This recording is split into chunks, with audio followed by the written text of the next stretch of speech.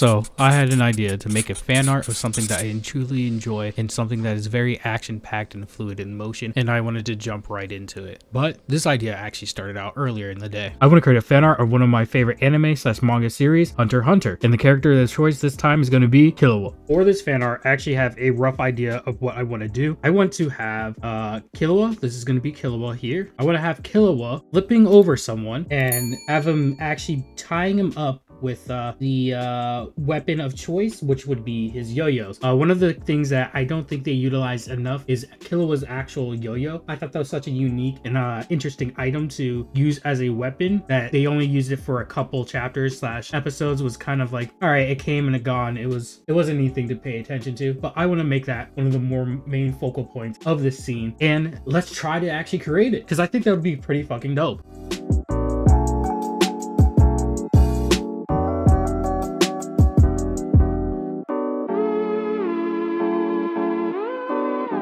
A few moments later. So I'm gonna be real with you. It's been a couple hours and I don't know if I really like how this is turning out. So instead of me trying to freehand it and go with it from my mind, I'm actually gonna do what I did in a previous video, which is create a model and then get the overall positioning down correct, so I could have the angle, the lighting, yada yada yada, and even try doing some of the background stuff inside that 3D modeling. If you want to watch a video on how I did it beforehand, or some tips on how to get some different types of angles and pictures so you can use them as references, you can check the right hand corner of the screen. But yeah, let's get to it. The website that I'm using is called my.art. This allows me to manipulate multiple mannequins at once and then get the overall angles that I want to get down, i.e. the camera angle, lighting, and even the foreground and background. I could add extra elements to it if I really want to. After manipulating the mannequins on how I wanted them to be with the poses and everything correct, and even the camera angles and lighting, an hour had passed. Here are the mannequins and how they turned out after I messed around posing them and getting them to positionings that I want. I also added a little bit of background to it, so some fallen trees and stuff like that. I might change them in the future, I'm not sure yet, but we'll mess around when that time comes. Overall, I really like how this little piece turned out for the mannequin positioning. Now it's actually time to get into the nitty-gritty and start drawing this. After all the blue line work or sketch work was done, I started moving on to the red line work. I'm actually doing this a little bit different. I'm still going to do the skip step method, but it's going to be a little bit more steps to actually get there. So for this red line work, I actually just did the outline of the body shape, just getting more detail in, getting the hands detailed in, getting everything exactly how I wanted it to be. So when I move on to the next step, it's relatively easier to start proceeding with things. And the next step was actually adding more details, sketching out the hair, eye placements, and everything as such, because I didn't have a concrete way of how I wanted to create Killua. I do know I wanted to have the overall styling and have the main key points of Killua's design, but I also still wanted it to be in my own art style and not be a one-to-one replication of said character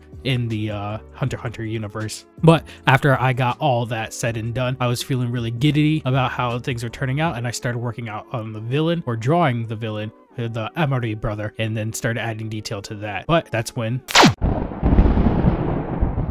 the power went out.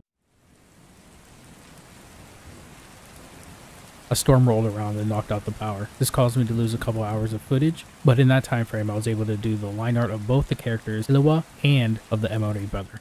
As I stated before, I did do some extra stuff off camera because of the power outage and stuff like that, so I want to show you guys what I got done and what I changed. The first thing that I changed that I want to point out is that this is now going around the legs more. It still ends up at the same point, is going around the legs more, so it makes more sense. So if he's gonna like pull them together, it's gonna trap them. This one right here, fine it is, so I did not change it, but I did change that. I also changed the trees here. So in the overall series, the Amari brother wasn't really that strong to begin with, so it wouldn't make sense that they're having a fight and the trees are like broken. So I revised that, or revisioned it, to make it so that the trees are standing up straight, right? I said the trees are up, like all the broken ones are up.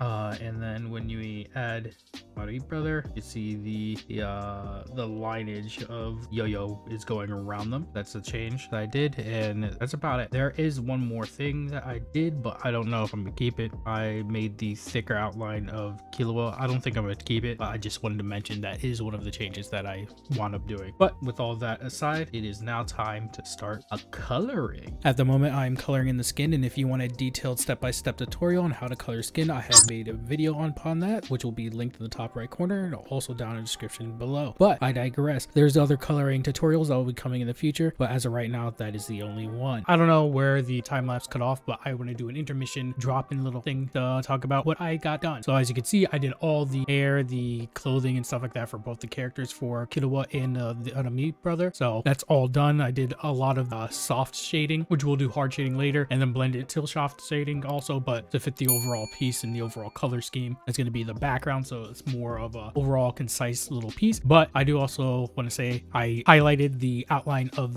Killua and his yo-yo string just to make it have a little bit of pop separation from the background and foreground, just to give it a little bit of that glow. It adds a little bit. I can unselect it right now, so unselect it, and you can see the glow adds a little something to it. It gives it a little more pizzazz, razzle dazzle, if you will. But now, since both these characters are complete, I just got to do the background, and then we'll work on the shading afterwards. So let's do the background right now. A few moments later. Another quick update. It's been a few moments after the last update. I was looking at pictures of Killua, and I noticed he doesn't actually utilize yo-yos from his hands. He has like these bracelet things. So I had to change that.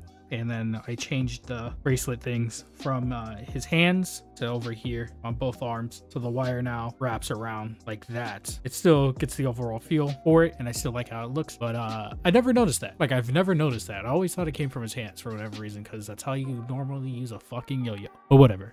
All right, now we're really gonna actually start doing the background. So let's do that. I said it before, and I'll say it again. I am not the best when it comes to doing backgrounds, but goddamn, I'd be lying if I didn't say I'm improving, because this whole thing just, ooh, improvement. You could just see it using different textures, using different techniques just to get foliage, leaves down, using the actual like tones, screen tones to get certain trees to look how they the way I want them to be. Just overall, I'm getting so much better, and honestly, I'm proud of myself, because backgrounds is one of the things that I was never good at, and just seeing me progress and getting better and better, taking the steps to actually get better is just always amazing. And I'm always gonna up myself when I do something great. When it comes to the brushes, I do want to shout out those who made them: Alexa22344 over on DeviantArt and Pace Lido over on Booth. These brush sets really helped me evolve as a artist when it comes to backgrounds, and I'll 100% be using them more in the future. I really love how these turn out. I just need to make some more brushes of my own, like I did in my previous video if you want to go check it out. But I digress. It's only gonna go upwards from here when it comes to me doing backgrounds from now on.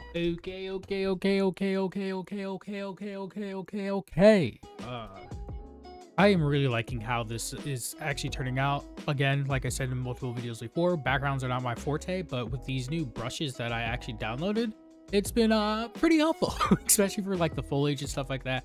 It's just very nice to have these brushes to scatter, so I don't have to manually like do line art and stuff like that. So it's just very nice to have these.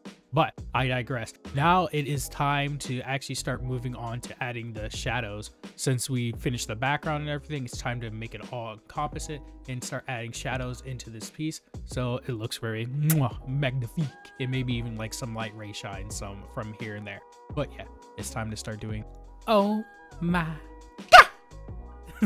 I knew doing shadows and everything was really helpful to making the piece feel complete, but this just really proved it to another level. Just, oh my God. The shadowing that I did on this piece just tied everything together. I didn't use a black shadow. I actually used a green shadow because most of the stuff in foliage was green. So I wanted the green tint to be displayed upon the characters and the background. So when I did that, it legitimately tied everything together. It made it feel cohesive because the coloration of how I did the characters are slightly different than how I did the background originally. So it made it a little bit kind of standoffish. It's like, oh, he just kind of slapped on something to another thing. But when I added those shadows, oh wait, baby, that just made it all complete and tied together. I really love how this turned out. It just mwah, mwah, mwah, mwah, mwah.